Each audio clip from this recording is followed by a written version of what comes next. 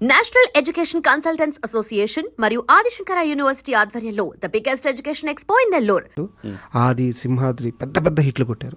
Almost top 1, top 2 ఆ రేంజ్కి వెళ్ళిపోయారు. ఆయన తన కొడుకు సక్సెస్ చూశారు. ఏ రోజైనా మీ దగ్గర సముద్ర నా బిడ్డ ఎక్కడికి వెళ్ళాడు అనే ఒక ఆ గర్వం, ఆ తండ్రికి ఉండే గర్వం ఏ రోజైనా చూపించారా? బ్రహ్మాండం అండి, చాలా బాగుండేది. ఏం చెప్పేవారు వాళ్ళ కొడుకు గురించి? చెప్పాడు ఎన్టీఆర్ గురించి, చాలా బాగా చెప్పాడు.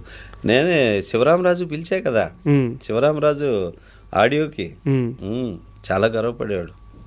మామూలు కాదు సముద్ర, నాన్నగారు అంశవాడు అని చెప్పేవాడు. ఆయన అంటే పిల్లాడి ముందు పొగిడేవాడు కాదు, అది ఓకే నా దగ్గర అనేవాడు ఇంటర్నల్గా. చాలా బాగా చెప్పాడు. మేము చెప్తా ఉండేవాళ్ళం కదా ఆ సినిమా. ఫోన్ చేసి అడిగాడు, నా సముద్ర సినిమా ఎలా ఉంది బాబుది అనేవాడు. మామూలు లేదు బాబు సినిమా అని చెప్పేవాళ్ళం. ఏ సీన్లు బాగా చేశాడు ఇవి అని తెలుసుకునేవాడు, అడిగేవాడు. బాలయ్య బాబు అంటే కూడా చాలా ఇష్టం హరికృష్ణ గారికి. అయ్యో ఎంత ఇదంటే చూడే మా తమ్ముడు ఎట్టున్నాడు వర్చెస్ మా నాన్నేనయ్యా, ఎంత ఆనందపడేవాడు చెప్పి బాలయ్య బాబు గురించి. ఒక గెటప్ వస్తుండే కదా అప్పుడు మ్యాగజైన్స్లో, చూసి ఇట్లా చూసి చూడ సముద్రం అని చెప్పేసి బాలయ్య బాబు గురించి అసలు చాలా ముచ్చట పడేవాడు. అలాగే ఎన్టీఆర్ గురించి ముచ్చట పడేవాడు. కళ్యాణ్ గురించి, కళ్యాణ్ రావాలమ్మా అని కళ్యాణ్ గురించి కొంచెం టెన్షన్ పడేవాడు. కానీ ఎన్టీఆర్ గురించి బాలయ్య గురించి అయితే అసలు చాలా కాన్ఫిడెంట్గా ఉండి మాట్లాడేవాడు. అంటే బాలయ్య అంటే అప్పటికే ఇదయ్యాడు. అవునవును, ఆయన చూసి ముచ్చట పడేవాడు. సార్ మీ సినిమాల్లో ఇంకో మంచి సినిమా వచ్చేసి పంచాక్షరి. అప్పటికే అరుంధతి అని చెప్పి ఒక పెద్ద హిట్ కొట్టున్నారు అనుష్క గారు. ఆ తరువాత మీకు డేట్స్ దొరికినాయి. ఆ సినిమా స్టార్ట్ అవ్వడానికి కూడా చాలా డిలే అయ్యిందని చెప్పేసి ఒక టాక్ ఉంది. సో ఫస్ట్ నుంచి మీరైనా డైరెక్టర్, నేనే ఆ డిలే ఎలా హ్యాండిల్ చేశారు? అంటే యాక్చువల్గా ఫస్ట్ స్టార్టింగ్ డిలే కాదు, అమ్మాయి అరుంధతి చేశాక ఎవరికి చేయలే, లేడీ ఓరియంటెడ్. చంద్రాకి మాటిచ్చి చంద్రాకి ఏంటంటే చాలామంది దర్శకులతో పరిచయాలు. రాంగోపాల్ వర్మ బ్యాచ్ అంతా పరిచయమే, కృష్ణవంశీ, పూరి, ఇంకా ఉన్నారు చాలామంది. బాగా ఒరే అనుకునే బ్యాచ్ ఇదంతా. నేనేంటంటే నాగార్జున గారిని ట్రై చేసేవాడిని డైరెక్షన్కి. నాగార్జున గారి దగ్గర తిరిగేవాడిని. అప్పుడు చంద్ర గారి పరిచయం, అప్పుడు మంచి మేకప్ మ్యాన్ తన దగ్గర, ఏదున్నా ఈ నెలలు కలిసేవాళ్ళం అనమాట.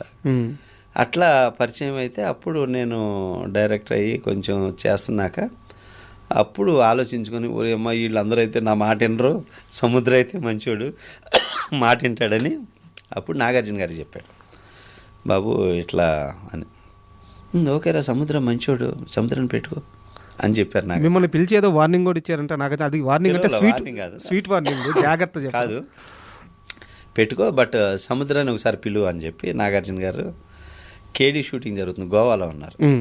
సరే ఇక్కడ తీసుకొచ్చే సముద్రాన్ని అన్నాడు. నేను చంద్ర కలిసి గోవా వెళ్ళాం. నాగార్జున బాబును కలిస్తే ఒకటే అన్నాడు నాగార్జున గారు, సముద్ర శ్యాంప్రసాద్ రెడ్డి అరుంధతి తీశాడు, ఆయన పెద్ద ప్రొడ్యూసర్. ఇక్కడ ఉంది చంద్ర నా మేకప్ మ్యాన్, అంత ప్రొడ్యూసర్ కాదు, ఈ లైఫ్ జాగ్రత్త, అంత బడ్జెట్ చేయకుండా ఇబ్బంది పెట్టకుండా అమ్మా జాగ్రత్తగా చేయి, ఏదన్నా ఉంటే కనుక నాకు చెప్పు అని చెప్పి ఈ ఒక్క మాటే చెప్పారు నాగార్జున. కథ రెడీ అయినాక ఒకసారి చెప్పండి అమ్మా అని చెప్పాడు. కథ రెడీ అయినాక రైటర్ చెప్తే నాకు వద్దు, డైరెక్టరే చెప్పాలి నాకు అన్నాడు.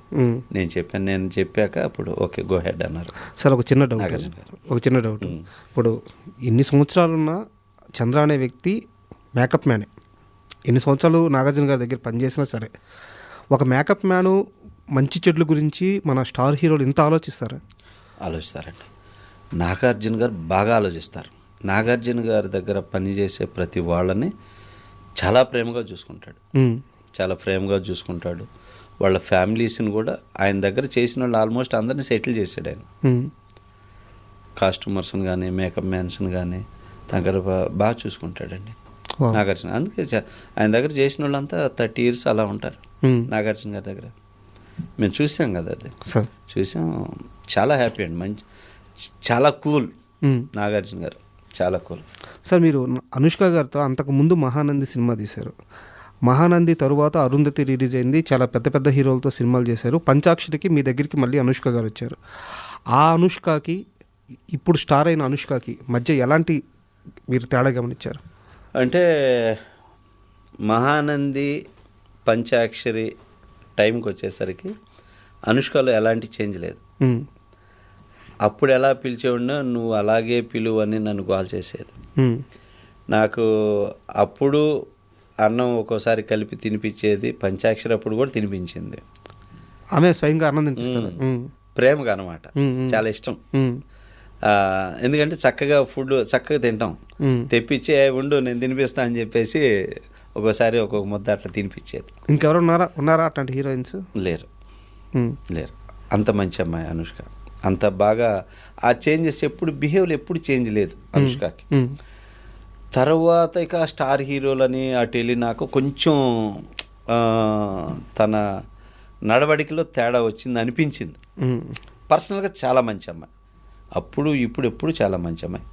బట్ అంటే కొంచెం ఆ మెయింటైన్ చేయాలి, పెద్దవాళ్ళలోకి వెళ్ళాను కదా అని అలా మెయింటైన్ చేయాలన్న దగ్గర ఏదన్నా చేంజ్ అయ్యి ఉంటుంది. మీకేమన్నా ఒక బ్యాడ్ ఎక్స్పీరియన్స్ ఉందా? లేదు లేదు. చేస్తలేదు.